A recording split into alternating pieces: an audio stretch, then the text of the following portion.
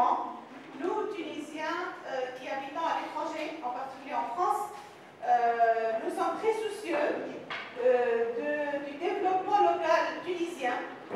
Chacun de nous vient d'une région, d'une ville, d'un endroit, et on est sensible à tout ça, on est sensible à notre pays et aussi aux besoins de chaque localité en Tunisie. Donc ce choix n'est pas par hasard. Et nous estimons que la société civile, qu'elle soit tunisienne ou qu'elle soit tunisienne résidant à l'étranger, elle a un rôle à jouer dans le développement économique local. Donc ça va être l'objet des différents intervenants, des différentes interventions par les témoignages qui vont nous être apportés. Alors, je vais présenter nos intervenants. Je vais commencer par, comme je suis femme, je vais commencer par la fin. Donc c'est Madame Lej Massoudi. Donc c'est une militante associative engagée. Ça c'est la première phrase pour la présenter. Par ailleurs, c'est une personne qui est très qualifiée, qui a eu un Master 2 en développement international et analyse économique à l'Université de l'Auvergne. Et avant ça, elle a étudié à l'IHEC de Carthage et elle a eu une maîtrise en finance. En 2000. Très bien, bonne précision. Alors, Madame Lej Massoudi est actuellement chef de projet au FLUT. Elle a 12 ans d'expérience dans la finance et le développement local. Et donc, on a dit qu'elle est toujours une militante associative très engagée dans le domaine du développement, et en particulier pour les femmes rurales. D'où son pilotage du volet MIT de notre projet pour les femmes rurales. Donc, si vous pouvez mettre vos portables sur silencieux, ce serait bien. Merci. Alors, je continue avec M. Zine. M. Elias Zine est président fondateur de l'Institut tunisien pour la démocratie et le développement. Il est aussi formateur des jeunes dans la citoyenneté active et les droits de l'homme. Il est par ailleurs consultant pour la société civile, donc pour vous qui êtes intéressés, vous pouvez lui parler par la suite. Donc il est consultant pour la société civile et la participation active. Et il est avocat de métier. Donc ça c'est pour M. Zine. Alors je termine par M. Nasr Tarouti, qui réside en France depuis 1992, donc une bonne expérience dans l'activité associative à l'étranger, en France en particulier. Il est actif donc dans la société civile et il est vice-président de l'association tunisienne, l'un des deux vice-présidents, parce qu'on a un autre vice-président qui est M. Fatih Abdelberdi qui est présent aussi avec nous. Et donc, son métier, en fait, il est consultant en informatique dans les domaines décisionnels avec plusieurs associations, plusieurs entreprises en France, dont Thales, pour ceux qui connaissent. Voilà pour la présentation de nos intervenants. Je vous demande de les applaudir. Merci. Alors, avant de passer la parole aux intervenants, je vais faire comme hier. Je vais vous demander à vous tous vos attentes par rapport à notre sujet d'aujourd'hui. Qu'est-ce que vous attendez de nos intervenants? Est-ce que vous avez des questions que vous souhaitez leur poser avant qu'ils prennent la parole? Donc, il y a un micro baladeur. Madame. Oui, je voulais savoir si votre association avait une parenté avec l'association des Deux Rives. Moi, je connais depuis longtemps en France qui a son siège, je crois, à Paris. Et je ne sais pas, j'ai entendu souvent des militants, mais elle existe depuis très longtemps, cette association-là. Ah, citoyen des Deux Rives. Donc, c'est pas la Tunisien des Deux Rives. D'accord, c'est pas les mêmes. C'est pas la même association, mais nous sommes cousins. Vous êtes cousins. Et frères. D'accord. Et avec les Tunisiens de France. Les Tunisiens de France, l'association ou le collectif? L'ATF. On est aussi cousins et frères. On a plusieurs cousins en fait. Ah, c'est mieux, cousins et frères. Oui, d'accord. Merci. D'autres attentes ou questions? Ça va venir Oui, bien sûr qu'il y aura un débat. Je ne sais pas, les jeunes. Oui, là, peut-être dire votre nom, présentez-vous rapidement. Bernard Mignon, Maison des citoyens du monde. Sur la question que vous affirmez, nous pensons que la société civile doit contribuer au développement local. Je trouve que c'est une question qui mériterait de dépasser l'affirmation et de nous expliquer pourquoi c'est si important que ça. Et d'autre part, vous allez avoir une réponse. la problématique du développement local est très sensible pour les Tunisiens immigrés. Est-ce qu'on arrive dans ces cas-là à dépasser le caractère de la relation familiale ou du village d'origine pour s'intéresser plus globalement à la situation du pays? Ce sera tout pour l'instant. C'est déjà deux grandes questions. Vous aurez deux réponses. Merci. Y a-t-il d'autres questions? J'ai entendu parler de jeunes ici. Allez, les jeunes. Il y a une question? Allez. Oui, il est courageux. Elle est courageuse. Je voulais Vous présentez d'abord? Dites votre nom. Je m'appelle Rihab. Je suis maire ici. Donc, je voulais vous demander, vous avez parlé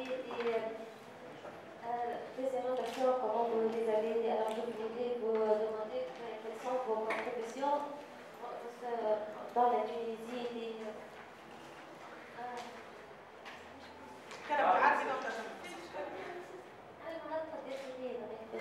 Les régions intérieures. Et aussi dans les Tunisiens en France, illégaux. C'est-à-dire l'apport de l'association pour le soutien aux régions défavorisées, c'est ça? Elle a posé une deuxième question, je pense, non? Et votre deuxième question, c'était?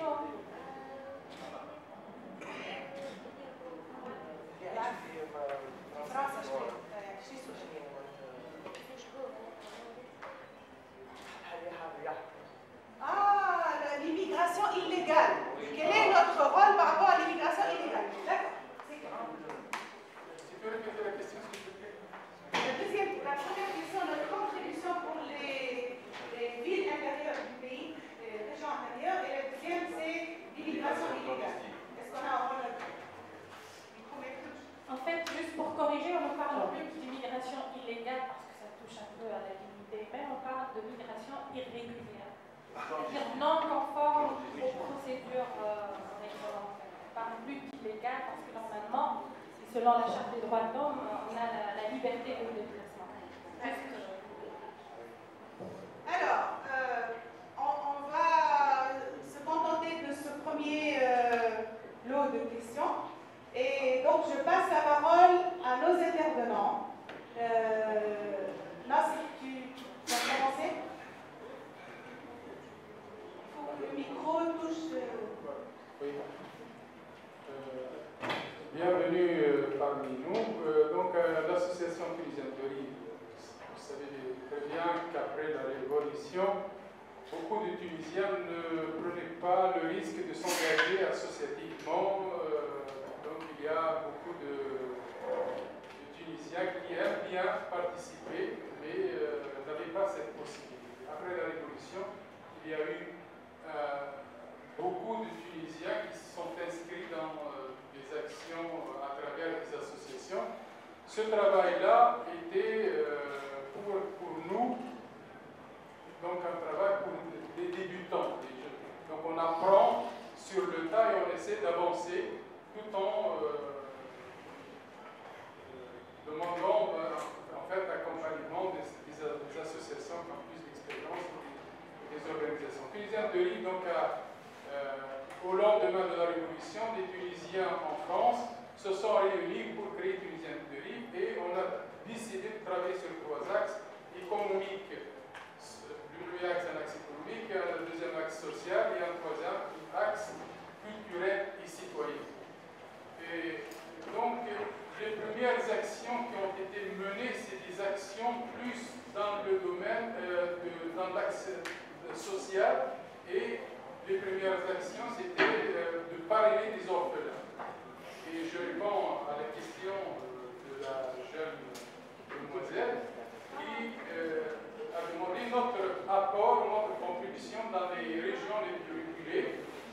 donc c'était parmi les premières actions de Tête de Rive, c'est d'aller à Tala, à Kasserine, à Sidi Bouzid, et d'aller collecter des dossiers des orphelins et essentiellement des jeunes, des enfants, des fillettes, pour leur donner la possibilité d'aller à l'école, car on a vu pas mal de reportages où on a vu des filles privées d'aller à l'école et les envoyer travailler comme des bonnes. Et ces filles-là, vraiment, ça nous a fait, on était très sensibles à ces, comment allons-nous priver ou comment des filles comme ça ont été privées d'aller à l'école. Et c'était les premiers dossiers qui arrivaient chez nous, c'était plus des filles qu'on a parrainées pour donner la possibilité à la maman donc une somme d'argent qui va permettre à la maman de subvenir à ses besoins et laisser envoyer la fille aller à l'école. Donc ça c'est plutôt favoriser les régions de curriculées, mais aussi une catégorie fragilisée par, depuis des décennies, c'est la femme. Donc, et essentiellement les filles pour aller à l'école. Donc notre association, donc le volet social de notre secrétaire général, Raoud Ajmei, il a présenté l'association, il a présenté les 3 axes. L'axe social était plus, c'est l'axe qui a fait plus de chiffres. On avait plus de chiffres. On a réalisé des ambulances qui allaient jusqu'à à peu près 200 000 €. On a ramené du matériel, des lits électriques et orthopédiques, 126 lits. Chaque lit coûte 1 200 $.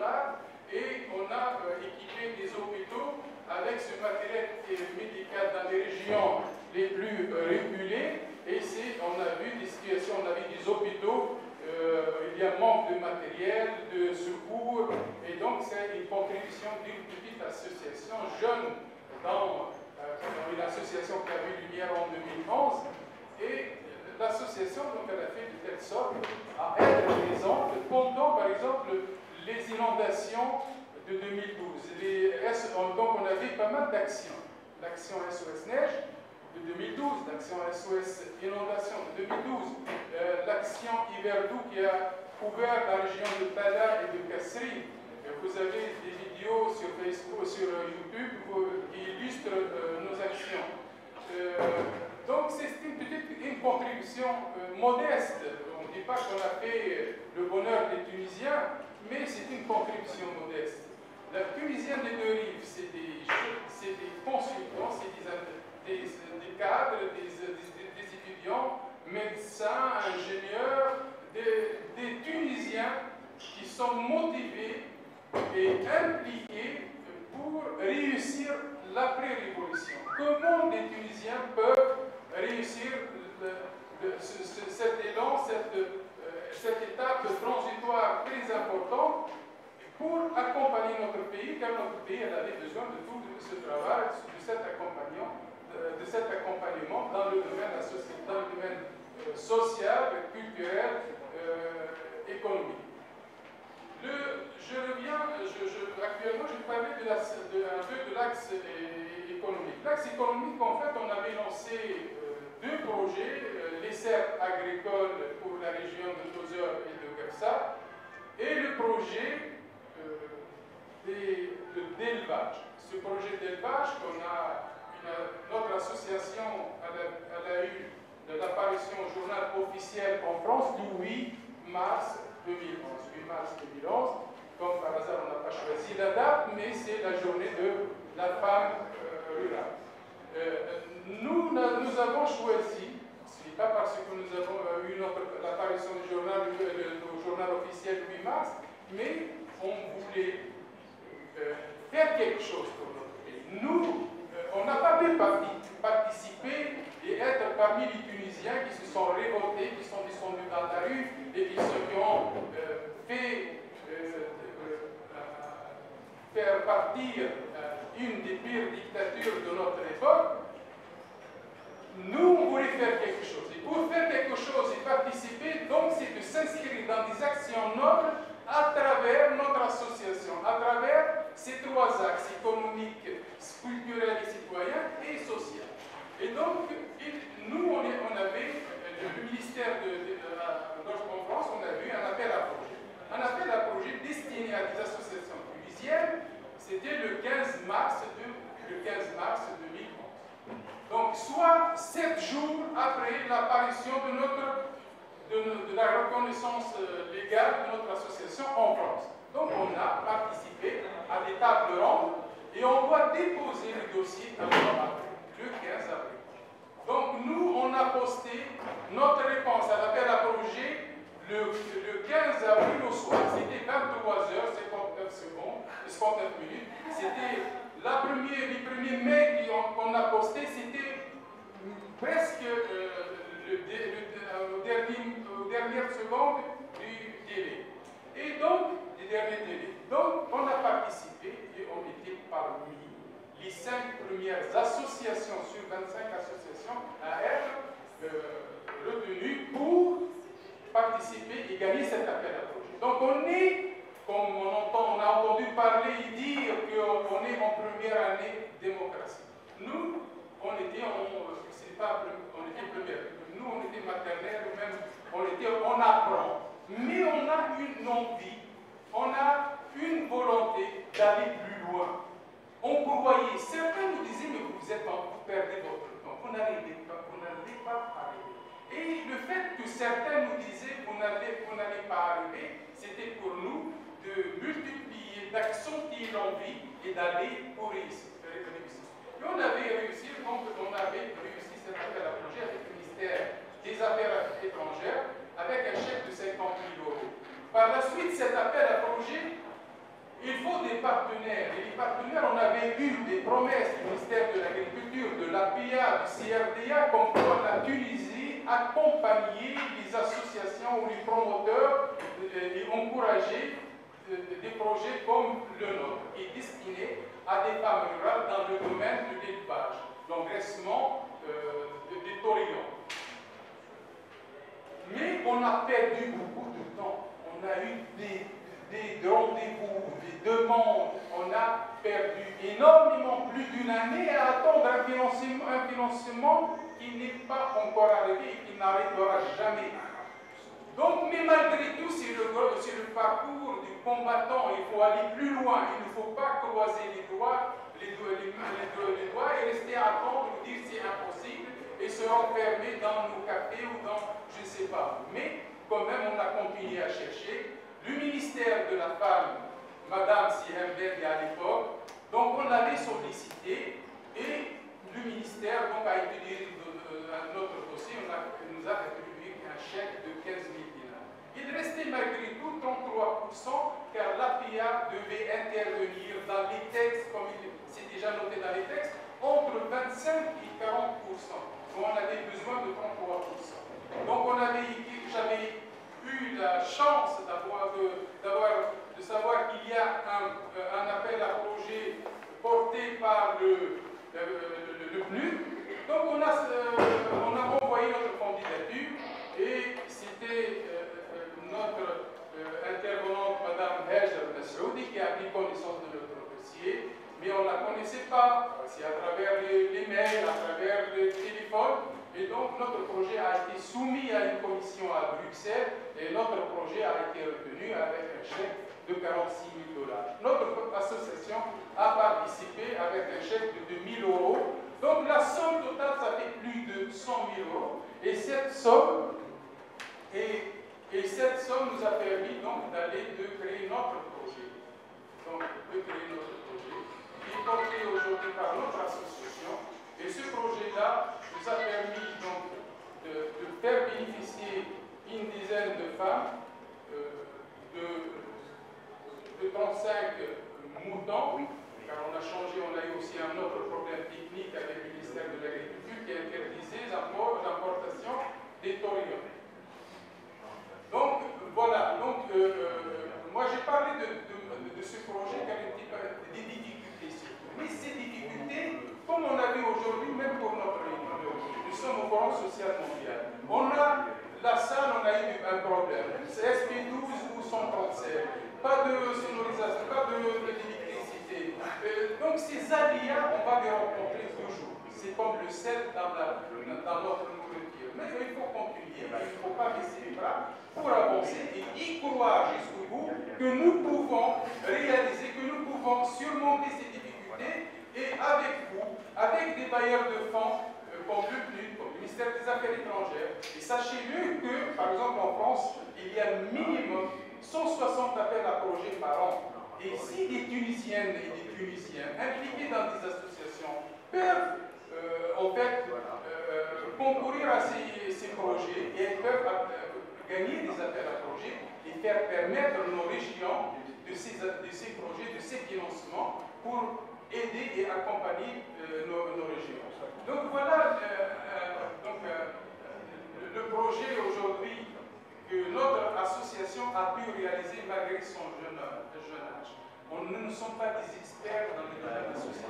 Et pour vous dire, Tunisiennes et Tunisiens, les chers présents, qu'on peut toujours arriver et qu'on peut toujours réaliser. Il y a des bailleurs de fonds qui aujourd'hui attendent des compétences et qui attendent des associations qui ont une rigueur pour porter et réaliser des projets. Merci.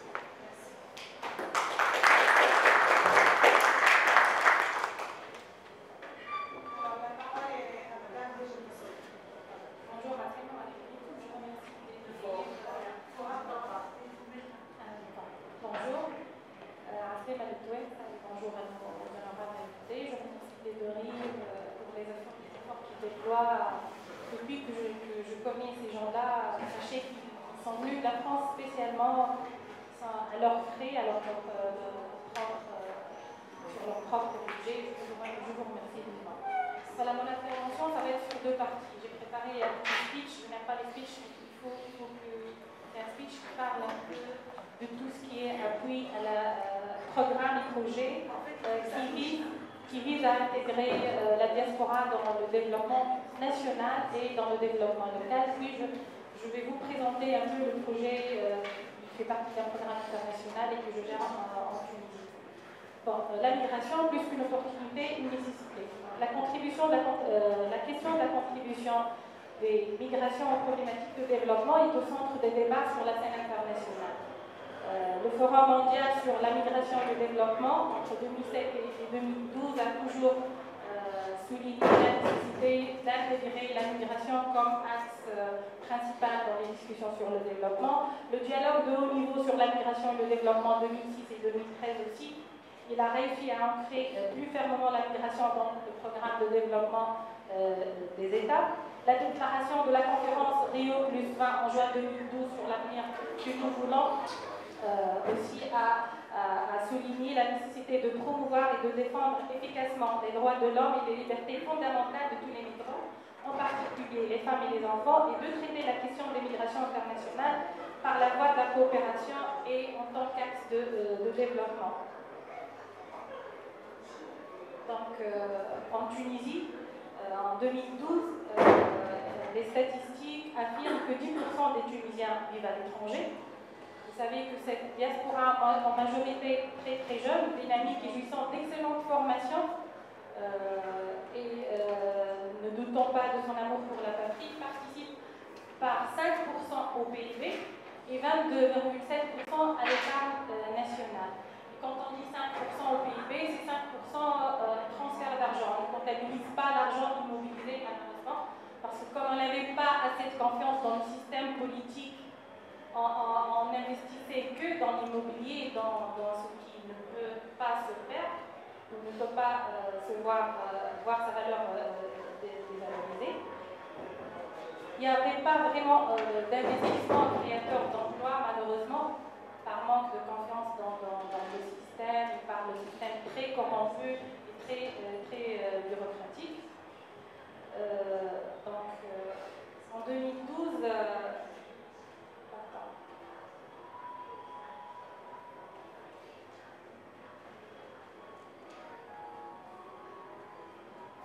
en juillet 2012, Cecilia Malmström, commissaire européenne des Affaires intérieures, déclarait déjà que l'immigration n'était pas une menace pour l'Europe, mais une chance. Elle a affirmé que l'immigration sera nécessaire, étant donné notamment l'évolution de la démographie dans la plupart des pays de l'Europe. On estime qu'en 2030, sans nouvelles immigrations, la population européenne en âge de travailler aura diminué de 12%. Pour la Tunisie, donc on a donné les chiffres, mais je vous affirme qu'il y a un truc paradoxal et de plus en plus inquiétant qui consiste à voir qu'on est dans un monde où les peuples sont inévitablement et incessamment amenés à s'ouvrir, à partager et à échanger. Nous assistons ici et là à une montée inquiétante de divers courants xénophobes et racistes dans les plus hautes institutions politiques nationales, et même supranationales et internationales, surtout dans les pays en voie de développement et les pays en transition démocratique depuis janvier 2011, en contradiction avec la marche de l'histoire. Ceci devrait évidemment nous interpeller, tous et toutes, et nous appeler à décupler nos efforts pour défendre les valeurs communes, l'ouverture, la tolérance et la paix. En Tunisie, les profondes transformations politiques et sociales que traverse le pays depuis plusieurs années, notamment depuis la révolte, la révolution, libre à vous de la voyer comme vous la voyez, de nouvelles opportunités pour l'application des migrants de la diaspora et de sa contribution au développement ont vu le jour dans le pays. Les ressources des migrants, qu'elles soient financières, humaines ou sociales, peuvent en effet servir de levier pour le développement. Les dernières années, les discussions autour du lien migration et développement n'ont cessé de prendre de l'importance à l'échelle internationale, à l'ONU, au secrétariat général des Nations Unies, mais les exercices sur le terrain restent vraiment embryonnaires. Heureusement, ce n'est pas le cas de la Tunisie. Moi, je fais toujours l'image de la Tunisie comme un petit morceau de sucre autour duquel tout est mis ensemble, mais il y a des gens qui veulent en sucer et d'autres qui veulent vraiment l'aider et le garder beau débuté. Et les PTF, donc les partenaires techniques financiers, qui soient l'ONU, les bailleurs de fonds ou les ONG internationales, travaillent de plus en plus sur cet aspect migration et développement. En jargon de développement, on parle de dimension migration et développement. C'est-à-dire comment faire du migrant un acteur de développement de son pays, qu'il soit dans le pays de destination ou dans son pays d'origine. Et donc, dans ce cadre, par exemple, l'OEM met en œuvre actuellement un programme qui s'appelle Matching Migration into Strategic Development Planification, c'est-à-dire comment intégrer la migration dans la planification stratégique du développement, mais ça à l'échelle nationale. À l'échelle locale, et ça c'est le rôle, la philosophie de l'ICMD, le projet que je gère, il vise à intégrer la diaspora dans le développement local. Donc il vise en fait à financer des initiatives de développement local qui sont mises en œuvre dans un cadre de partenariat effectif entre la société civile et les autorités locales. Je vous présente brièvement un peu l'ICMD. Bon, la philosophie, c'est de renforcer la contribution de la migration pour le développement en mettant sa valeur territoriale, donc locale ou régionale. GIAOI est financé par la Commission européenne et la Direction suisse pour le développement et la coopération, mis en œuvre par le PNUD en partenariat avec les autres agences onusiennes, notamment l'OIM, l'ONU, UNHCR, UNFPA et UNIFAM. Sa durée est de 2 ans et quelques, 2013-2016. Les pays cibles sont l'Asie, Népal et les Philippines, en Afrique, Maroc, Tunisie, Sénégal, et en Amérique, l'Équateur, le Salvador et le Costa Rica. Un peu le contexte qui a fait de la dimension de l'échelle locale très importante dans la dimension migration-développement. Dans le dialogue au niveau à New York en octobre 2013, la réunion intergouvernementale a souligné la nécessité de cibler plutôt l'échelle locale pour bien profiter ou bien exploiter le potentiel de la dimension migration et développement. Ceci est très simple à expliquer. En fait, quand on vit à l'étranger, on commence par sa petite famille, après son quartier, puis le grand boulevard, puis le petit village, la ville, et puis le pays. Donc c'est normal que l'apport du Tunisien résidant tout migrant aura plus de valeur et plus efficace s'il cible l'échelle locale parce qu'il connaît plus les priorités de son territoire, il connaît plus les acteurs sur son territoire, donc il aura une fluidité, une souplesse que quelqu'un d'autre non originaire de cette région, de cette petite localité, de ce petit village ne pourrait pas avoir. Donc tout ça c'est un peu le contexte international pour vous expliquer l'importance de la dimension locale. Donc, le programme est en sa deuxième phase. Une première phase a été mise en œuvre entre 2008 et 2012 qui a consisté à financer des initiatives de développement local, mais appuyées et mises en œuvre par la société civile. Et comme à la suite de toute expérience de développement, on fait une étude d'impact et on tire les leçons apprises, la principale leçon apprise, c'était que les projets et les initiatives qui ont le plus réussi, c'était les initiatives qui étaient ancrées dans les autorités locales et régionales du territoire ciblé. C'est-à-dire là où il y avait un partenariat réel entre société civile et autorités locales.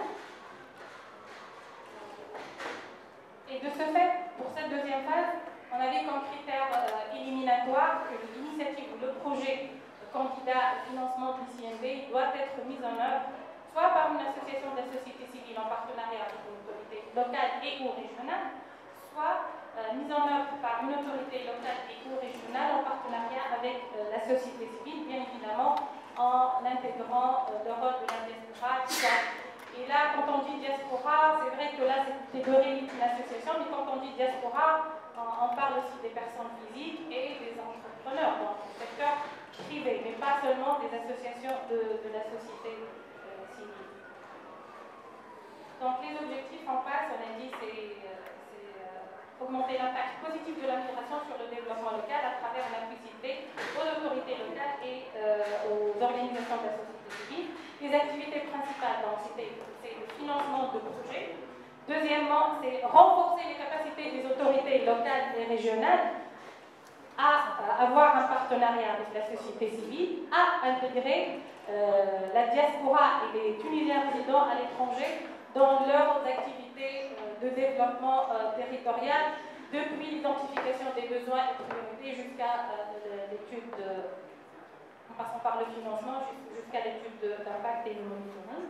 Les résultats attendus sont soutien technique et financier aux initiatives. Donc, on finance des initiatives de développement local, mais on accompagne les partenaires. Moi, les membres du GDA et de Rive sont là. Ils avaient toute la volonté du monde pour faire réussir le projet, mais il manquait de compétences et de jargon nécessaires pour toute gestion de projet de développement. Ils ne savaient pas ce que c'était un cadre logique, comment faire un budget correctement, comment faire un plan de travail. Donc, on leur a appuyé et ils ont réussi à bien rédiger les annexes nécessaires au contrat de subvention. Et cet apprentissage-là va leur servir pour renforcer, pour avoir plus d'aptitude à bénéficier de financement d'autres bailleurs de fonds. Le résultat 2, c'est le renforcement des capacités des OSC et des autorités locales pour la dimension migration et développement. Et le résultat 3, c'est un peu le partage de connaissances et le réseautage entre les pays où se met en œuvre l'initiative conjointe pour la migration et le développement. Les deux projets sélectionnés sont le premier. Je commence par celui de Gassrine, puis on finit sur Gelma. Le projet de Gassrine cible la santé à Gassrine. Et vous savez tous la problématique de Gassrine, les insuffisances que connaît le secteur de la santé à Gassrine. Donc les objectifs, c'était le renforcement de l'hôpital régional en matière de stérilisation et de santé materno-infantile. Vous savez que dans l'hôpital régional de Gassrine, 20% des patients attrapent des infections nosocomiales, c'est-à-dire attrapent des affections suite à des interventions chirurgicales. Et c'est dû à la centrale de stérilisation qui n'est pas conforme aux normes même nationales. En la voyant, on peut dire qu'on connaît plutôt à Ouagadougou et non en Tunisie, avec tous mes respects pour Burkina Faso.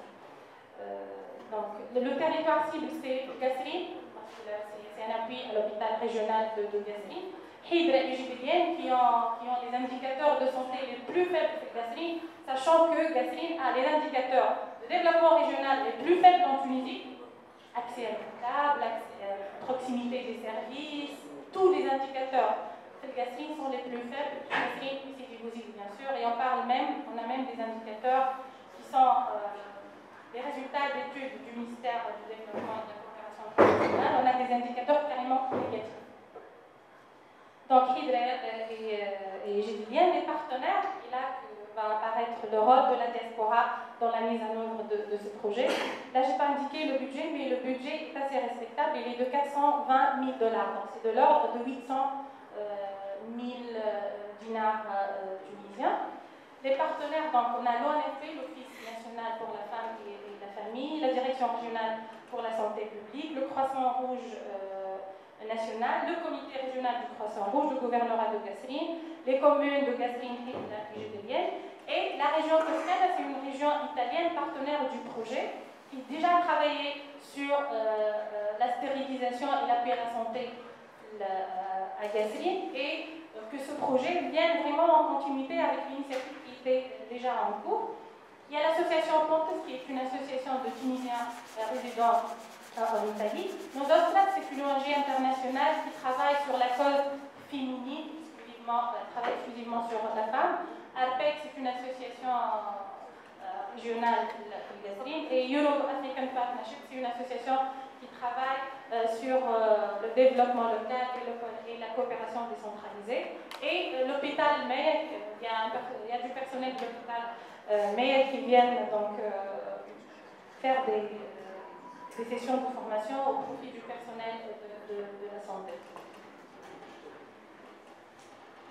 Le projet de Gelma, si Mohamed Nasser en a parlé, je pense je parlerai plutôt des partenaires. Donc il y a le GBA et Karam, dont les membres sont là. Le GBA est une structure d'économie sociale et solidaire. Et on sait tous que l'avenir de la classe moyenne et les gens d'en bas, moi je les appelle comme ça, les gens d'en bas, c'est vraiment les structures d'économie sociale et solidaire qui va leur permettre de mettre en commun leurs moyens de production pour profiter des économies d'échelle et pour faire face au capital qui est en train qui pourrait les dévorer en fait.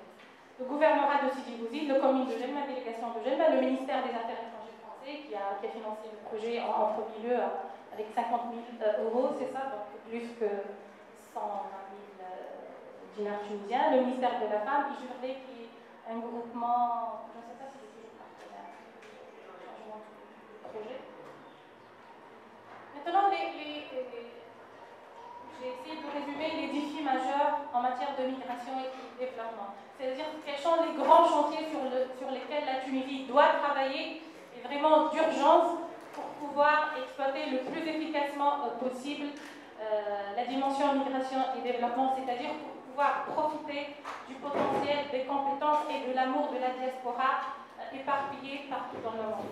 D'abord, structure de migration inexistante ou très faible. Malheureusement, on a vraiment fait marche arrière avec le gouvernement, l'ex-gouvernement. On avait un secrétariat d'État chargé des migrations et des Tunisiens résidant à l'étranger, et on s'attendait carrément à un ministère chargé des Tunisiens résidant à l'étranger, à l'instar du Maroc.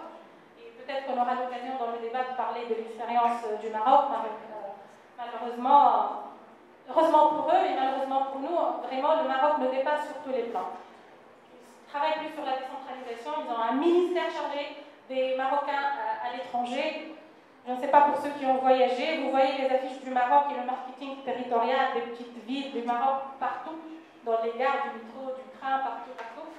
Les flux de réfugiés pèsent énormément sur les structures chargées de la gestion du dossier de la migration, donc avec les réfugiés qui viennent de la Syrie et de la Libye.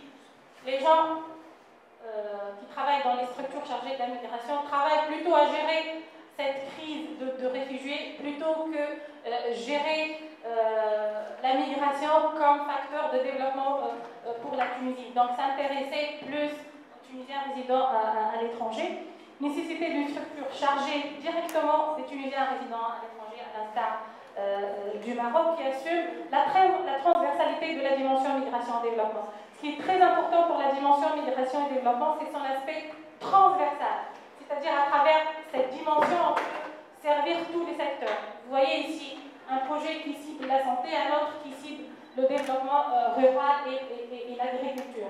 On peut cibler la culture, la santé, l'éducation, l'emphase, l'enfance, la femme, la santé, tous les secteurs peuvent profiter de cette dimension migration et développement. On manque aussi de proximité par rapport aux Tunisiens résidant à l'étranger. Les Tunisiens résidant à l'étranger, là où ils sont, on ne va pas vraiment là où ils sont. Il faut aller plutôt aux Tunisiens résidant à l'étranger, lui présenter les besoins des localités les plus défavorisées et les besoins de la Tunisie et voir en quoi lui peut nous aider. Il faut renforcer les ambassades et les consulats, avoir toujours un monsieur ou une dame migration et développement, c'est-à-dire en plus de l'aspect culturel et intégration sociale, il faut mettre dans la tête que servir le développement de son pays est plutôt un devoir qu'un devoir. Moi, j'ai assisté à plusieurs rencontres de Tunisiens résidant à l'étranger qui demandaient de servir la Tunisie comme un droit et non pas un devoir. C'est-à-dire un droit d'accomplir ce devoir très sacré, notamment après la Révolution, accélérer le processus de décentralisation, parce que sans décentralisation, les collectivités locales n'auront pas les prérogatives à gérer la migration et à vraiment intégrer la diaspora dans le développement local, et travailler davantage sur la société civile à l'étranger, les bailleurs de fonds, l'ONU et l'État.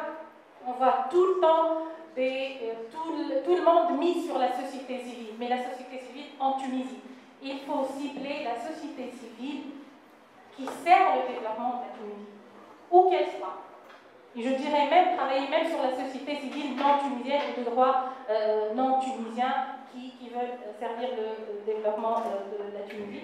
Légiférer les formules de partenariat tunisien résidant à l'étranger et acteurs tunisiens. On n'a pas un cadre légal qui prévoit le partenariat entre les Tunisiens résidant à l'étranger et son homologue en Tunisie qui soit personne physique. Organisation de la société civile ou toute autre structure. Réseautage des OSC, malheureusement, plein de bonne volonté, mais on n'a pas, les Tunisiens résidant à l'étranger ne travaillent pas en réseau, il faut vraiment commencer à travailler sur ça. S'inspirer des expériences dans le monde entier. Moi, on m'a dit ne mets pas Israël, et bien moi je mets Israël, parce qu'Israël, la réussite économique d'Israël est en grande partie grâce à la diaspora juive et israélienne, un peu dans le monde.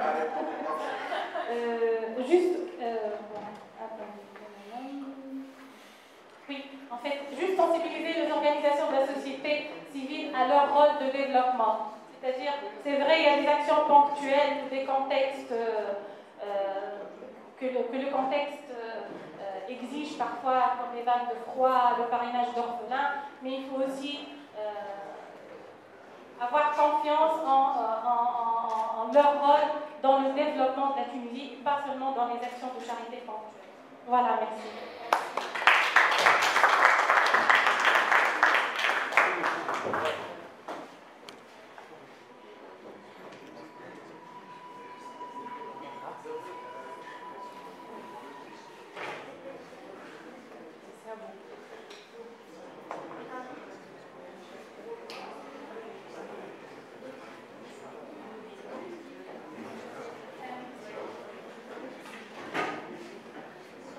Donc, je m'excuse, mais le dernier, c'est toujours le difficile.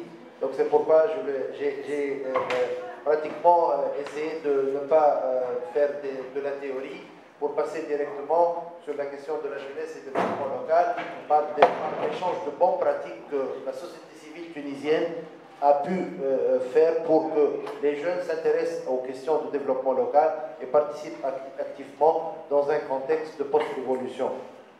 Donc, j'ai deux casquettes en fait.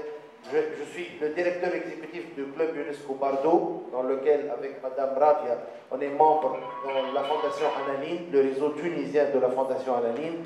On travaille sur les questions de dialogue entre les peuples et entre les cultures, et notamment sur l'après-printemps arabe, sur les 4 D, c'est diversité, dialogue, développement et démocratie. C'est les 4 piliers de notre programme dans le cadre de la Fondation Ananine. Et en tant que club UNESCO, on s'inscrit dans cette démarche et on a monté plusieurs projets avec l'appui du PNUD, puisque le PNUD il il est près de moi maintenant, pour présenter comment la société civile, avec l'appui du PNUD, a pu mobiliser les jeunes pour être actifs dans le développement local.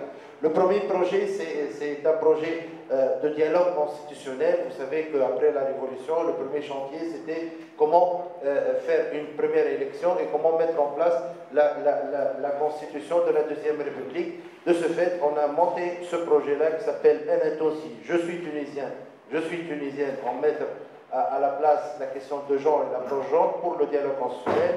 C'est un projet orienté et financé par le PNUD pour au profit des jeunes, femmes et groupes vulnérables dans 24 régions, et dont je suis fier que quelqu'un de la région de Kbelli, il est parmi nous maintenant, qui a participé activement, dans les activités qui ont été mises dans le cadre de ce projet dans les 24 régions. L'idée, c'est de créer un consortium entre des associations qui ont été créées après la Révolution pour vulgariser la question de développement et démocratie, droits de l'homme, citoyenneté active, le pouvoir local, toutes les thématiques nouvelles qui ont été découvertes par le peuple tunisien en activité après la Révolution. L'idée, c'est de mettre en place ce petit réseau de consortium d'associations et de travailler sur tout le territoire tunisien en essayant d'utiliser plusieurs thématiques, plusieurs topics, notamment des compétitions nationales sur les questions de la Constitution, comment cette Constitution, elle est faite par des articles, elle est faite par des concepts nobles que les jeunes, pour qu'ils soient actifs au niveau local et régional, ils doivent maîtriser les concepts de la dignité, les concepts des droits économiques et sociaux, les concepts des droits humains, la participation civique, le pouvoir local et tout ce qui est en relation avec des concepts qui vont le mettre en place en activité dans leurs associations, universités et lycées. Ça, c'est un projet et qui a produit enfin un jeu. En jouant, on découvre mieux la Constitution. C'est un jeu qui s'appelle Wiki Dostour. C'est vulgarisation de la Constitution tunisienne en jouant. Ce jeu-là, grâce au support du PNUD et des pays qui ont supporté le PNUD en tant que partenaire technique et financier, il est pratiquement imprimé en plus que 1000 copies. Il est dans toutes les régions, dans les maisons de jeunes, dans les écoles, pour vulgariser la Constitution dans une langue facile et essayer de textualiser, sensibiliser les jeunes aux questions de développement et de démocratie, mais sur une échelle régionale et locale. Donc, le deuxième projet s'inscrit dans une autre logique, c'est le renforcement de capacité des jeunes par rapport à leurs droits économiques et sociaux sur le développement local. Comment être actif en tant que société civile sur 6 régions dans le cadre des droits économiques et sociaux. Et l'idée, c'est la démarche pédagogique, et je m'excuse, le principe que les jeunes participent activement, c'est simple. Il faut créer les synergies entre des informations des jeunes sur le développement local et la gouvernance locale et toutes les thématiques liées à tout ce qui est en relation avec son travail et son territoire. Il faut donner à ces jeunes des compétences pour qu'ils participent activement et ils peuvent créer une concertation avec les acteurs locaux et les acteurs publics sur un territoire. Et il faut aussi changer le comportement des jeunes de passif à actif, de participer dans la société civile et de créer des espaces de dialogue pour ces jeunes pour qu'ils participent activement et donnent leur avis sur les réformes et sur les possibilités d'améliorer leurs conditions de vie sur un territoire. Donc, la base de cette activité, c'était de mettre en place des espaces de dialogue avec plusieurs acteurs dans plusieurs régions, notamment sur le droit à l'éducation et le droit à l'emploi, avec plusieurs associations. C'est d'amener les gens à parler ensemble et refaire revivre la confiance avec les institutions et le pouvoir public et local sur les thématiques. C'était l'idée de faire aussi l'intergénérationnel. C'est que les jeunes doivent parler avec les responsables et doivent parler avec les municipalités, les autorités locales et faire entendre les voix des jeunes pour qu'ils soient actifs. C'est une série des activités. L'idée, ce n'est pas l'éducation en tête, mais l'éducation, la qualité de l'éducation. Il faut aussi pas plaidoyer pour le simple droit d'avoir une éducation, mais une éducation de qualité et améliorer la qualité de l'éducation et l'accès de ce service-là. Ce projet-là a travaillé sur 6 territoires, notamment sur la question du droit au travail à Tataouine, avec le gouverneur de Tataouine, avec tous les acteurs sur un territoire, comment on peut aider et participer activement à créer des synergies en matière de développement local. Le responsable connaît les problèmes, les jeunes diplômés chômeurs connaissent les problèmes, mais il n'y a pas un cercle, un pont qui peut rassembler tous ces mondes-là pour parler ensemble et se concerter. Et ça, ce que peut jouer la société civile dans ces moments-là, c'est jouer son rôle quotidien en tant que pont entre les citoyens et l'État pour faire avancer la question des droits de l'homme. Ça, c'est une autre bonne pratique de Bizerte à la Sejbel. C'est des jeunes diplômés chômeurs qu'on a poussé via le projet à créer une association et à participer activement. Et on a réussi pendant une année de renforcer leurs capacités. Et on a plus que 34 jeunes qui étaient diplômés chômeurs et qui faisaient des sit-ins devant la municipalité et la délégation. Maintenant, ils sont des porteurs de projets. Et ils sont actifs et ils font travailler les gens aussi. C'était les jeunes, ils sont à la fois une bombe, des terroristes potentiels, mais aussi des créateurs de richesses et créateurs de valeur. C'est l'idée comment la société civile peut encadrer cette richesse-là et peut travailler. Et ça, c'est des bonnes pratiques des jeunes qui sont maintenant des entrepreneurs et qui font travailler leurs amis et partenaires avec la société. Aussi, ici, c'est l'idée de travailler avec des jeunes femmes de la zone rurale de Kasserine, à Khmouda, comment être actif et innover en matière d'artisanat et travailler sur les richesses locales.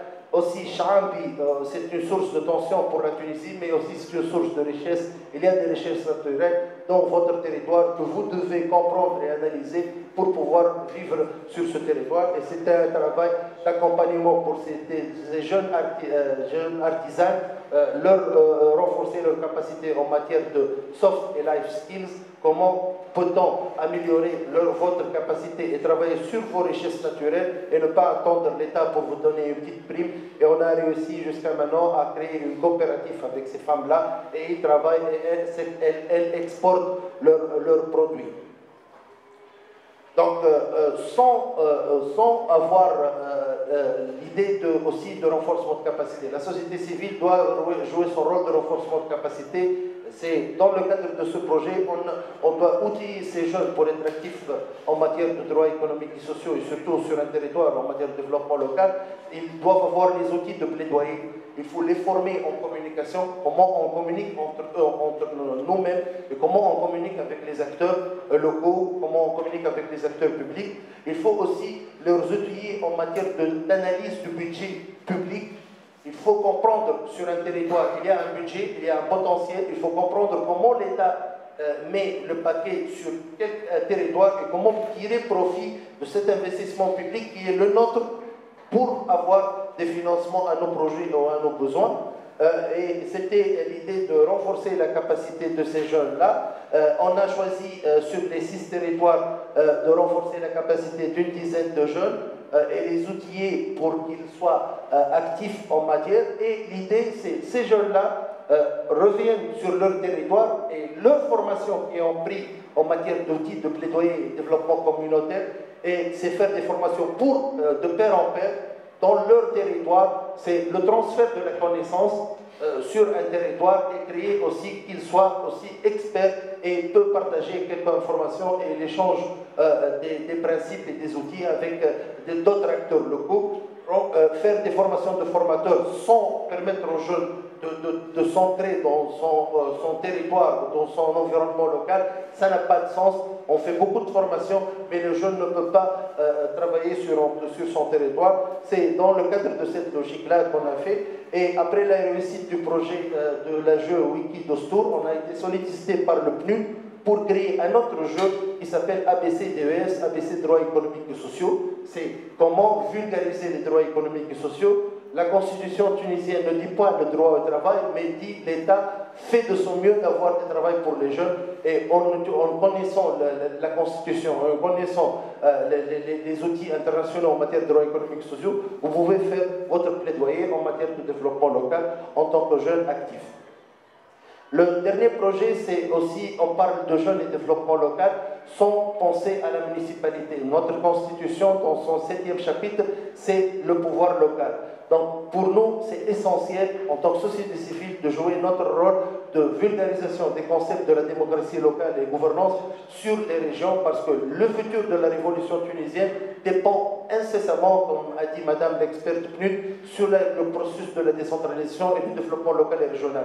Donc du coup, on s'est mis maintenant, en tant qu'institut de droit économique et sociaux, à mettre en place des activités jeunes et municipalités, comment réconcilier les jeunes avec la municipalité et comment mettre en place des espaces avec les jeunes et les élus locaux pour parler de la municipalité, parce que l'interface directe avec le jeune sur un territoire, c'est la municipalité, c'est le travail de tous les jours. L'idée, c'est d'amener les jeunes pour reconquérir les municipalités. C'est l'exemple de la municipalité de Fars à Zarouet.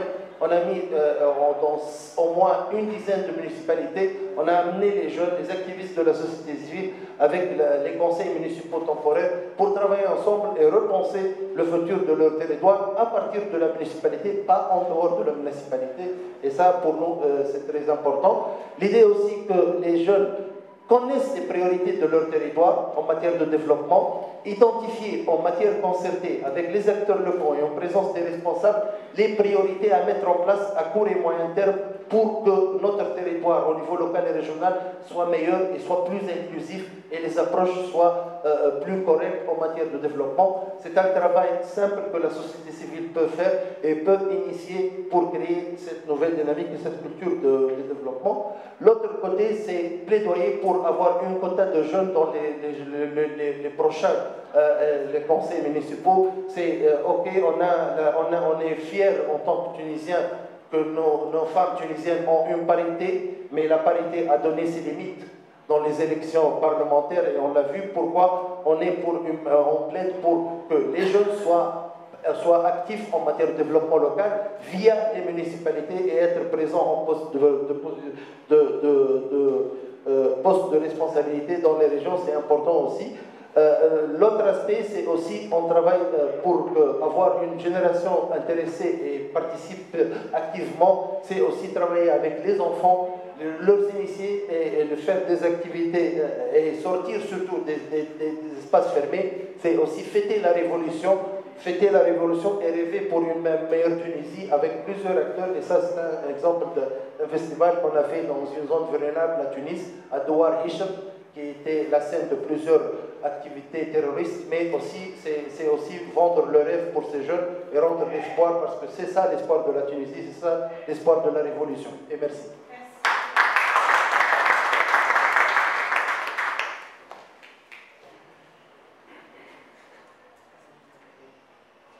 Merci beaucoup.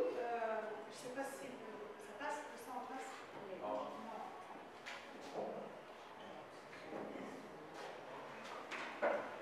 Donc, merci pour ces 3 interventions intéressantes. Donc, on a 2 exemples concrets de projets de contribution au développement local. Et on a la vision du PNUD, donc qui est une vision plutôt globale, qui a donné une vision sur les possibilités de contribution au développement local et dans quelles conditions on peut le faire. Donc, à nouveau, la parole est à vous pour poser des questions, même des commentaires.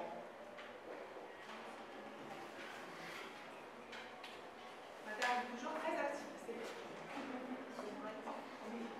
Oui, ce que nous ont dit nos concitoyens tunisiens qui habitent à Nantes et qui sont pour la plupart issus de la région de Ordeyef, c'est que, en fait, il y a un groupe qui s'appelle le collectif Ordeyef Santé Solidarité, mais ce groupe a du mal à mobiliser la diaspora. Ils ont vraiment du mal, ils font des réunions, ils invitent à des repas, etc., conviviaux, les films et tout ça, et peu de gens se déplacent. Donc ils trouvent quelques Français à venir, mais très peu de Tunisiens. Donc ils sont un peu désolés. Pour essayer de mobiliser la diaspora tunisienne, ils sont en train de réaliser un film qui parle de la situation RDF, qui pose un certain nombre de questions, etc., et qui vont passer dans les familles, dans les quartiers, etc., pour essayer de faire cette mobilisation.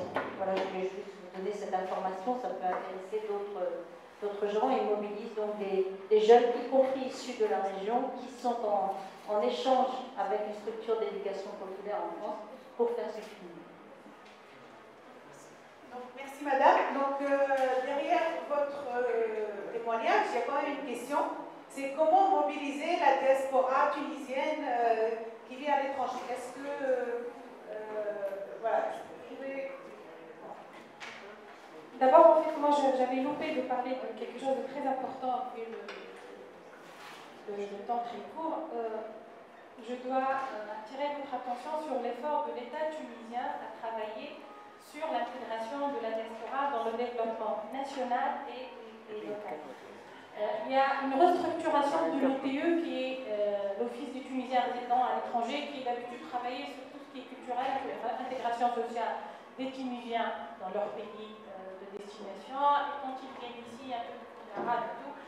Et cette restructuration prévoit parmi ces grands et principaux axes l'intégration, travailler sur la dimension migration et développement. Pour cela, on a besoin d'une base de données tout d'abord. Malheureusement, ni à l'échelle nationale, ni à l'échelle régionale, c'est-à-dire au niveau des délégations régionales de l'OTE, on ne dispose pas de base de données. On n'a pas une base de données qui nous dit M. Ahmed Ben Ammar travaille dans quel secteur même, il n'est pas la peine d'avoir le nom de l'entreprise ou son salaire brut ou net, dans quel secteur, il vit dans quelle région et il est là depuis combien d'années. Donc d'abord, travailler sur cette base de données. On est en train de travailler sur la Tunisie, là je parle, c'est ma casquette de citoyenne tunisienne, pas de l'ONU. L'État tunisien travaille sur ce chantier. On vient de créer l'Observatoire national des Tunisiens résidant à l'étranger, dont la mission principale est de créer une base de données fiable sur le profil migratoire des Tunisiens résidant à l'étranger. Deuxièmement, on a créé aussi une autre structure qui est le Haut Conseil des Tunisiens résidant à l'étranger, qui va traiter en plus des problèmes que rencontrent les Tunisiens à l'étranger en matière d'intégration sociale, structurelle et tout. Aussi, il va essayer de développer des partenariats entre Tunisiens résidant à l'étranger et Tunisiens habitant en Tunisie, des structures en Tunisie, pour travailler sur le développement et notamment les régions défavorisées dans Rdaï, qui malheureusement avant, ces petites villes-là, on les appelait avant Petit Paris. C'est un peu Rdaï, Al-Khasba, là où il y avait, excusez-moi, vous êtes français, mais là où il y avait les colons français qui ont investi dans l'infrastructure de ces villages et de ces villes pour avoir leur bien-être. Donc si vous allez dans ces villes, vous allez vous croire dans un beau village français, mais déserté. Parce qu'après, l'État tunisien les a marginalisés totalement. Et aussi, il y a la stratégie nationale qui est en cours de validation et aussi qui va travailler sur cette dimension migration et développement. Pour rebondir sur ce que mon collègue vient de présenter par rapport au rôle des jeunes et de la société civile en développement local, il faut aussi attirer votre attention que la Tunisie met en œuvre actuellement une expérience pilote très prometteuse de PIC participatif. C'est-à-dire c'est un plan d'investissement, le PIC c'est le plan d'investissement communal, c'est un tableau qui retrace les investissements futurs durant 5 ans. D'abord, il y a un changement dans sa structure et son architecture. Avant, on parlait de types de projets. Infrastructure, équipement collectif, voirie. Là, on parle plutôt de la typologie des projets va être en fonction du type de partenariat. Donc, ça va être des projets exclusivement communaux, donc financés par la collectivité locale elle-même, des projets en PPP, en partenariat public-privé, et des projets appuyés par la société civile. Et moi-même, en tant que chargée du programme CND en Tunisie, j'ai fait des efforts avec l'ex-secrétaire d'État, qui était quelqu'un de très efficace et très pragmatique, qui est malheureusement parti. J'espère que le nouveau aurait les mêmes qualités humaines. Et on a prévu, il va être stipulé dans le nouveau texte de loi qui va préciser la typologie des investissements des collectivités locales, une ligne dédiée aux investissements ou projets de développement appuyés par les Tunisiens résidant à l'étranger, qui soient des personnes physiques, qui soient organisés dans le cadre d'associations de la société civile ou qui soient entrepreneurs, c'est-à-dire secteur privé.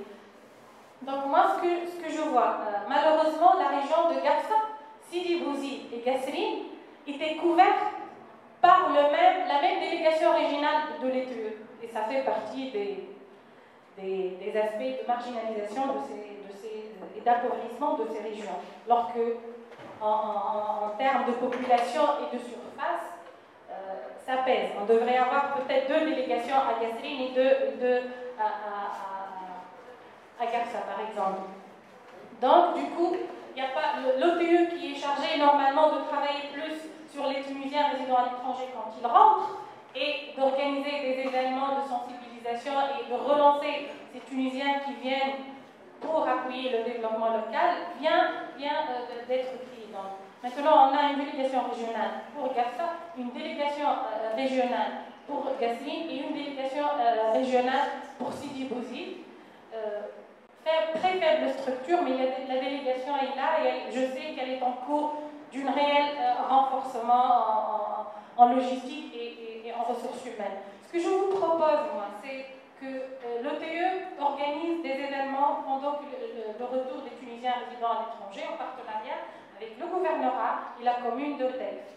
Voici nos besoins, voici nos priorités qui pèsent sur notre bien-être et en quoi vous pouvez nous aider. Quand on dit aider, ça peut être un partenariat, ils peuvent avoir de partenariats de coopération décentralisée. Je ne sais pas, Dave avec une autre ville qui a le même profil économique, une autre ville minière, aussi polluée mais là où la pollution est mieux gérée qu'à Dave. Et ça peut être aussi un financement. Et ça peut être aussi un renforcement de capacité, ça peut être des sessions de formation pour le personnel de santé, pour le personnel de la municipalité, pour le personnel du gouvernorat. Voilà. Merci. Alors, d'autres questions? Oui.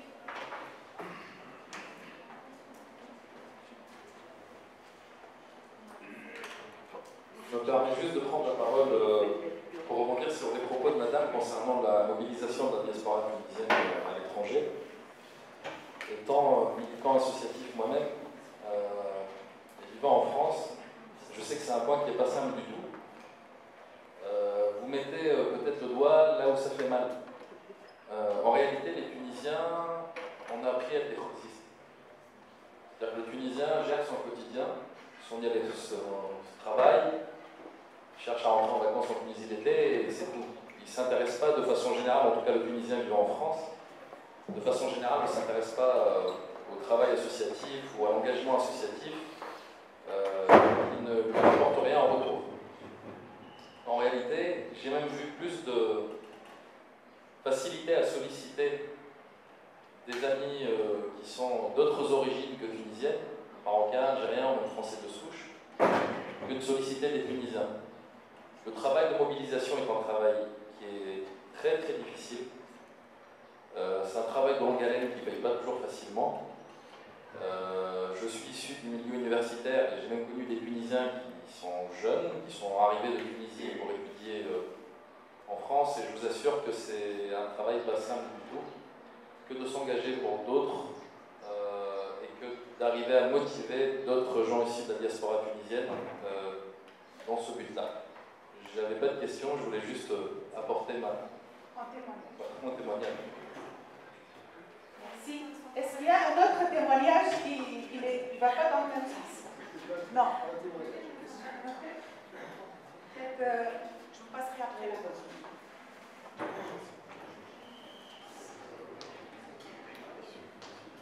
Bonjour, je n'ai pas personnellement prévu d'intervenir, mais je vais aller à l'encontre de ce qui a été dit.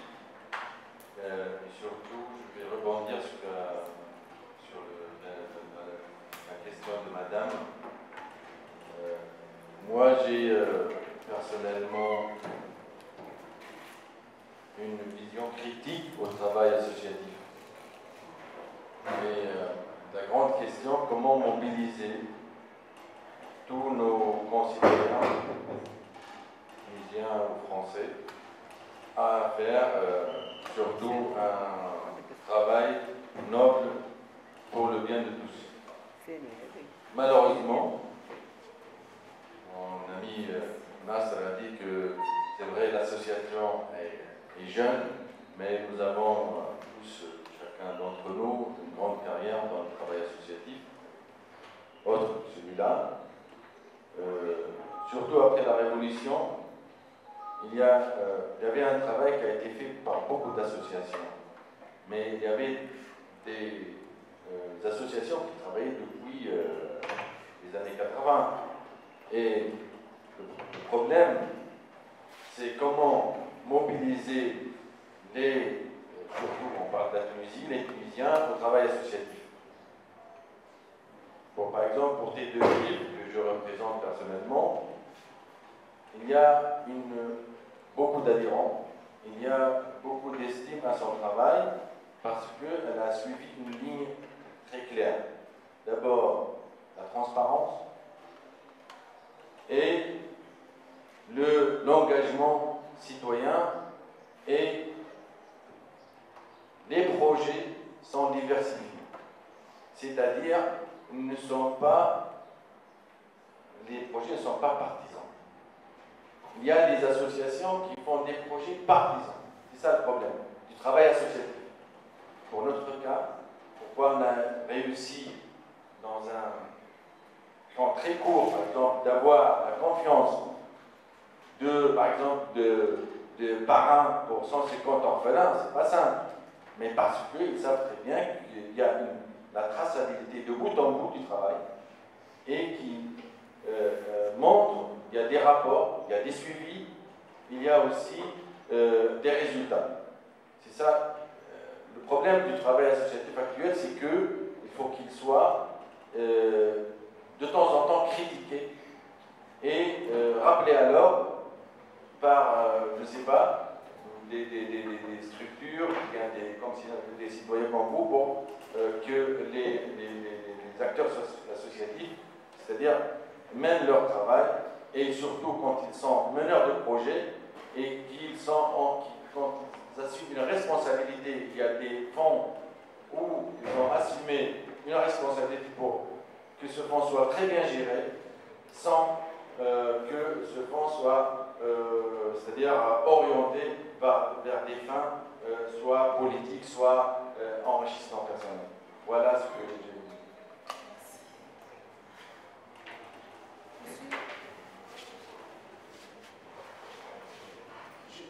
Je voudrais revenir sur les appels à projets, et donc, on a parlé tout à l'heure. Oui, je m'appelle Jean-Claude Cuny, je viens d'Annecy. J'ai une délégation de lecteurs d'un journal qui s'appelle La Vie, c'est un journal chrétien d'actualité qui s'intéresse notamment au développement, à tout ce qui est social, économique, etc. Donc, moi, ce que je voudrais revenir sur les appels à projets, pour vous demander dans quelle mesure des appels à projets qui viennent de l'Europe ou par exemple du ministère français de la coopération, dans quelle mesure ils répondent à des besoins réels de la base. Est-ce que c'est des besoins exprimés par la base qui font l'objet d'appels à projet, ou alors est-ce que c'est des choses qui sont élaborées au niveau par exemple, français ou européen? Ma question est là, est-ce qu'effectivement, les citoyens à la base, dans les lieux où on se fait ces projets, est-ce qu'ils sont demandeurs de ces projets-là, et dans quelle mesure ils participent à l'élaboration de ces projets? Voilà. Merci. Peut-être pour aller dans le même sens, moi aussi j'ai une question. Ce que j'ai remarqué, quand on a commencé à travailler dans le cadre du ministère de Rire, en fait, j'essaie de parler à plusieurs personnalités, mais aussi personnes qui sont actives en fait, dans la société civile. Et à chaque fois, la remarque, c'est que les personnes, en fait, ont du mal à exprimer leurs besoins. Et donc, à chaque fois que je propose mes services, ils disent qu'est-ce que vous pouvez nous apporter, en fait. Au lieu de dire, nous, voilà le constat, on a besoin de ça. Voilà, donc c'est vraiment, la chose se passe d'une manière un peu tunisienne. Oui, voilà, donc comment aider la société civile à analyser les besoins réels et monter en conséquence des projets qui répondent à ces besoins. Et non pas des projets qui vont dans tous les sens, sans aucune stratégie, sans aucune étude réelle des besoins. La coordination. J'ai aucune coordination. Moi, je pense que les appels à projets, si les appels à projets, je vais répondre à votre question, et avant de répondre à votre question, ces appels à projets vont être lorsqu'une association comme la nôtre, basée en France, qui va gagner un appel à projet, ce n'est pas le but de gagner un appel à projet. Gagner un appel à projet, c'est plus facile. Mais après, il faut réussir à porter le projet par une association tunisienne locale. Et ça, c'est le vrai souci, le vrai problème, car il faut avoir des compétences. Il faut avoir des compétences locales qui peuvent accompagner et qui peuvent durer dans le temps. Car aujourd'hui, il y a un vrai souci. Il y a les décennies de Bourguiba et de Ben Ali, ils ont laissé un désert dans ce domaine. Aujourd'hui, comment reconstruire, comment préparer nos associations? Même, moi, je disais même ce travail, je demanderais peut-être à l'éducation nationale que dans les cours d'éducation civique, à l'école, ce genre de travail citoyen doit être donné et appris à l'école pour que nos jeunes ne soient pas surpris de quoi ils parlent, c'est quoi un appel à projet, pourquoi ils nous financent, comment gagner un appel à projet. Je reviens à votre question. Aujourd'hui, lorsqu'il y a des appels à projet, il y a des bailleurs. Il y a le Conseil d'Europe, il y a des régions en France, il y a le ministère des Affaires étrangères, de l'Intérieur, il y a l'ONU, les Nations Unies, il y a plusieurs bailleurs, il y a des fondations. On peut toujours concourir, on peut toujours participer à des appels à projets et on peut toujours gagner. Mais d'un bailleur à un autre, les conditions d'éligibilité ne sont pas les mêmes. Des fois, on peut financer que de la formation. On n'a pas de matériel, pas de salaire, ils financent que la formation. Il y en a d'autres qui financent que le matériel. Donc il faut savoir répondre. C'est un travail, c'est un exercice difficile pour répondre à un appel à projet et pour convaincre un bailleur de fonds.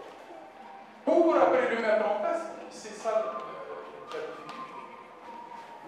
Ça répond pas complètement à la question. La question, c'était quand même comment les gens, à la base, sont demandeurs et comment on prend compte de ces demandes. Parce que là, on marche quand même un petit peu à l'envers, c'est-à-dire qu'on fait un appel à projet et ensuite on cherche des gens sur le terrain. Moi, je préférerais qu'on ait des gens sur le terrain qui aient des demandes et qu'ensuite on les appelle à projet.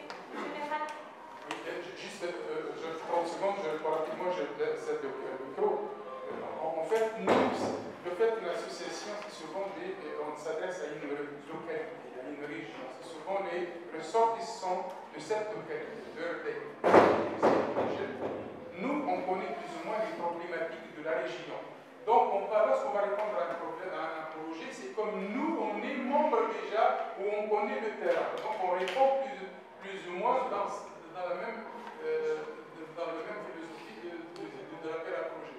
Donc on essaie de répondre par rapport à l'éligibilité du projet et par rapport aussi aux besoins de l'autre. Bon, merci. Juste cette question, comment ça va? D'abord, les appels à projet, par exemple, au sein des Nations Unies. Il faut savoir que les appels à projet rentrent dans le cadre d'un programme ou d'un projet bien déterminé.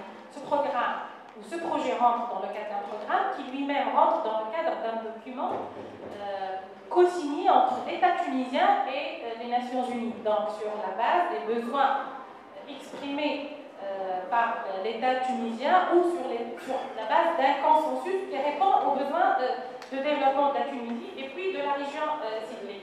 Premièrement. Secondo, parmi les critères éliminatoires dans tout appel à projet, c'est que le projet soit en cohérence avec les spécificités du territoire ciblé. Donc les besoins, les spécificités économiques, le tissu économique, même l'aspect géographique.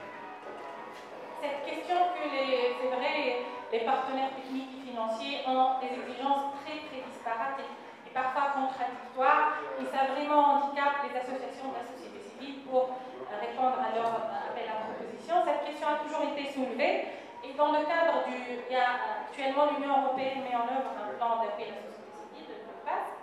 Et parmi ces recommandations, c'est d'harmoniser. Il faut absolument que les intervenants, les gens qui veulent et les structures qui veulent aider la Tunisie, qu'ils coordonnent entre eux aussi bien en termes de thématiques qu'ils gèrent et aussi en termes d'exigences et de procédures. Donc, oui, c'est une question d'actualité. Je voulais juste mettre en valeur, j'ai voulu, j'étais conscient de parler juste jeunesse et développement, mais les associations tunisiennes ont une expérience dans la coopération décentralisée.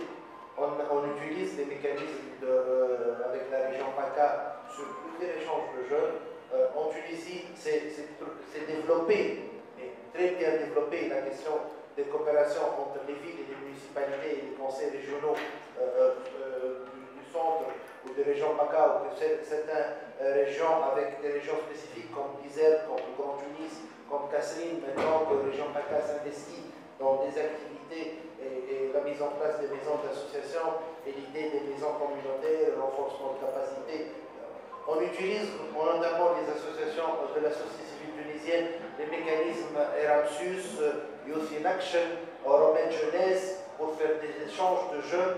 Mais dans le cadre de la Fondation Anonyme, dans le projet de l'association organisatrice, on a plusieurs fonds au niveau européen pour mettre en place des séminaires, des colloques, des activités sur des thématiques de développement commun, sur des thématiques de bonnes pratiques, des échanges. On a cette expérience-là, mais il faut mettre en place aussi. Pourquoi ne pas dire ces choses-là? Parce qu'il y a aussi des limites de circulation, il y a un réel problème de visa, il y a un réel problème de migration clandestine, il y a un mécontentement par rapport à des choses c'est pourquoi j'ai évité à parler de ça pour ne pas avoir une attaque sur cette approche-là. Mais la société civile tunisienne, nonobstant que nos amis, c'est la majorité. Vous devez comprendre que maintenant en Tunisie, le 1er mars, on a plus que 18 000 associations, 10 000 avant la révolution pro-Ben Ali et de propagande, et 8 000 associations qui sont créées parce qu'il y a un espace de participation et les jeunes, les associations qui sont en Tunisie ou qui sont enregistrées sur loi 1901 ou sur d'autres, essaient de jouer sur des mécanismes.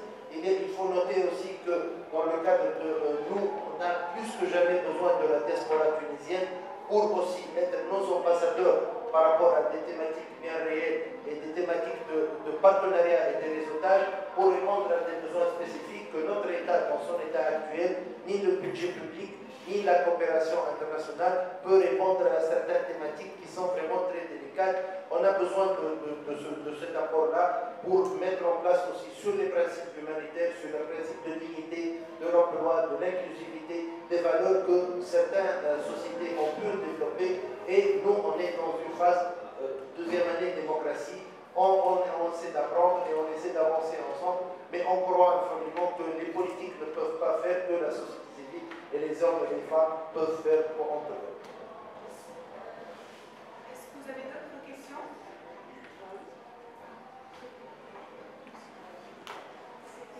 Je me demandais si vous travaillez en France avec le Forum, parce qu'ils ont quand même déjà toute une expérience avec plusieurs pays, plusieurs problématiques.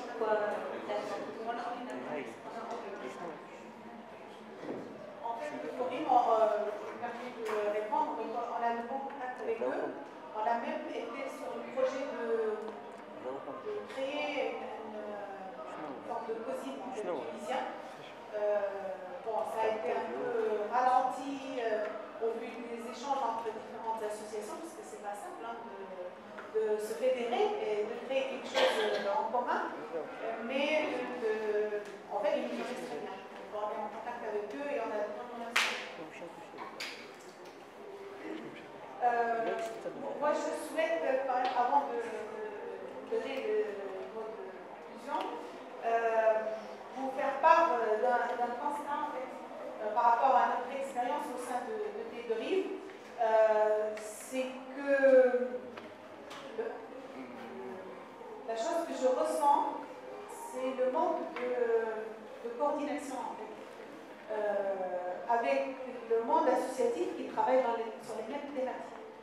C'est-à-dire que nous, voilà, par exemple, nous, on a un panel d'appels à projets sur lesquels on souhaiterait travailler, mais il nous faut un vis-à-vis en Tunisie, mais des gens sur lesquels on peut compter.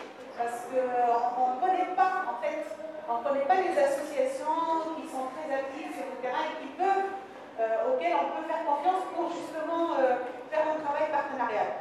Donc, comment est-ce que le PNUD, les autres, en plus, il y a plusieurs financeurs, plusieurs fondations, donc il y a une superposition de financement de différents types de projets.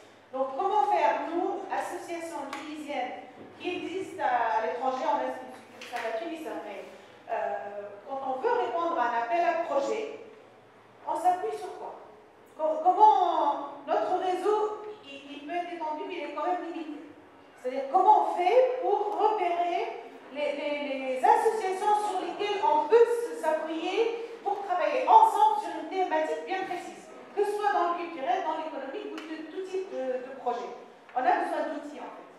On manque d'outils pour nous aider à faire cette coordination-là. D'accord, vous avez la réponse déjà. Le centre IFED, on a en Tunisie un centre de documentation et de recherche sur les associations. Il maintient le registre national des associations. Ce centre IFED, il est le seul dans le monde arabe qui fait ce travail de documentation et de recherche, qu'il est en train de faire des études sur l'impact de la société civile dans le développement. On a jusqu'à aujourd'hui, ce centre fait un énorme travail, malgré ses moyens minimes en limité. Je suis consultant et formateur avec ce centre. On est fiers de dire qu'avec 200 000 € de budget de fonctionnement, on fait plus de 240 formations par année pour plusieurs thématiques. On est en plein renforcement de capacité d'une nouvelle société civile en management, la gestion administrative financière, partenariat et réseautage, comment écrire des projets, comment avoir des plans stratégiques, comment assurer la durabilité des associations, avec une histoire moderne de la Tunisie, que les gens avaient peur d'eux-mêmes, les associations n'avaient pas de culture de partenariat et de réseautage, c'est très difficile de pousser les gens. On a une petite expérience qu'après la Révolution, on avait plus que 150 partis pour l'octobre 2011, les élections. Les élections d'octobre 2014, c'était presque des francs, et il y a des partis qui ont parti. On est très conscient aussi que ce phénomène de société civile, les 8000 nouvelles associations, dans 2-3 années, ça sera juste un minimum des associations qui vont assurer un minimum de compétences et de professionnalisme dans la gestion de projets. La société civile, on n'a pas d'expérience comme la France dans la solidarité internationale. On n'a pas de mécanisme de financement public. Jusqu'à aujourd'hui, on a juste le cadre légal, mais le financement public n'est pas... Nous, la société civile tunisienne, on est tributaire des partenaires publics et financiers, et qu'on le dise clairement, on n'est pas indépendant, on est plus ou moins mercenaire des agendas, des partenaires techniques et financiers et des bailleurs de fonds. On n'est pas indépendant dans notre stratégie. C'est pourquoi on ne peut pas répondre à des besoins locaux. On est tributaire des agences et des ambassades et des bailleurs de fonds internationaux qui nous orientent sur leurs priorités. On n'a pas ni la capacité ni le financement public nécessaire pour pouvoir dire qu'on a identifié ce problème-là sur ce territoire-là et nous-mêmes, on va se prendre en charge ça. On est toujours tributaire de la Commission européenne ou des mécanismes ou des ambassades qui ont certaines priorités que nous, on doit répondre pour suivre. Sinon, on a sur la Tunisie maintenant, même les grandes structures, les scouts tunisiens, le DSS, le NFT, ont des problèmes, malgré qu'ils sont des organisations internationaux, ont des problèmes de gestion, des problèmes de fonctionnement. Et il faut être très conscient qu'on est dans une société civile naissante. Elle n'est pas aussi indépendante, elle est tributaire des partis politiques, elle n'est pas aussi claire et orientée, elle n'a pas une certaine vision pour la Tunisie. On doit sortir de ce pétrin pour renforcer les capacités de structure et aussi les aider à se spécialiser ce n'est pas la société civile qui fait tout.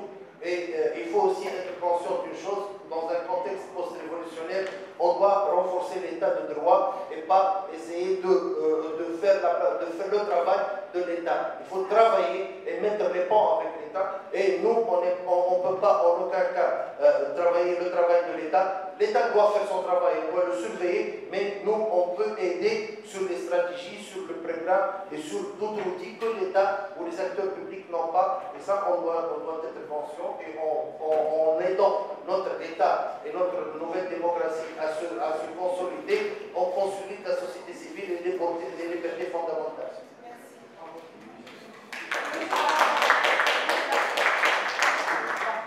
Oui, si vous voulez considérer ça comme mot de la fin, je partage en fait totalement ce que vous venez de dire, mais ce que Elias vient de dire, mais moi je suis optimiste par nature. Optimiste d'abord par la qualification des Tunisiens. Nous avons une population des citoyens assez qualifiés et on va tendre vers la professionnalisation de la société civile.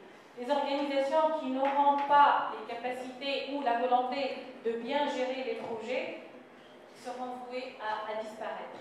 Les autres seront nécessairement vouées à faire des fusions entre elles, à travailler sur des thématiques communes, des régions communes, des populations, des catégories de population communes. Je suis aussi optimiste par rapport à la décentralisation explicitement stipulée par la nouvelle constitution et pour laquelle le ministère de l'Intérieur travaille déjà. La Direction générale des collectivités publiques et locales vient de faire valider une note pour l'opérationnalisation de la décentralisation. Donc, on va inévitablement aller vers la décentralisation et cette décentralisation va assurer normalement, et aussi grâce à l'expérience pilote du BIC participatif, une démocratie participative qui dépasse de loin la démocratie représentative tout en palliant aux insuffisances de la démocratie participative, à savoir ignorer les minorités, ignorer un peu les populations les plus fragiles. Donc optimiste par nature et encore une fois bienvenue dans la belle Tunisie et au plaisir de vous revoir dans une Tunisie encore de plus en plus belle et de plus en plus rayonnante. Paix aux âmes de nos martyrs et gloire à la Tunisie, à la femme et à l'homme tunisien, digne et libre malgré tout ce qui est en train de se tisser contre ce petit pays, mais cette extraordinaire patrie grâce à ces Tunisiennes et Tunisiens. Merci.